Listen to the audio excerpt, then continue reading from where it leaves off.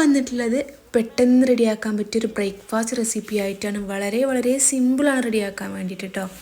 അപ്പോൾ ആദ്യം ഒരു ബൗളിലേക്ക് 1/2 കപ്പ് ഗോതമ്പ് പൊടിയും 1 കപ്പ് അരിപ്പൊടിയും 3 കപ്പ് വെള്ളമല്ലേ പച്ചവെള്ളം അതുകൂടി ചേർത്തിട്ട് മിക്സ് ആക്കിയിട്ട് 10 മിനിറ്റ് റെസ്റ്റ് ചെയ്യാൻ വെക്കുക.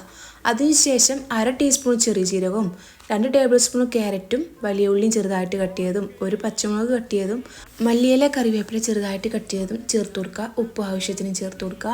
1 കപ്പ് കൂടി വെള്ളം അധികം ചേർത്ത് കൊടുക്കുക. എന്നിട്ട് നന്നായിട്ട് മിക്സ് ആക്കിയിട്ട് ചൂടായ പാനിലേക്ക് ഒഴിച്ചു കൊടുക്കുക.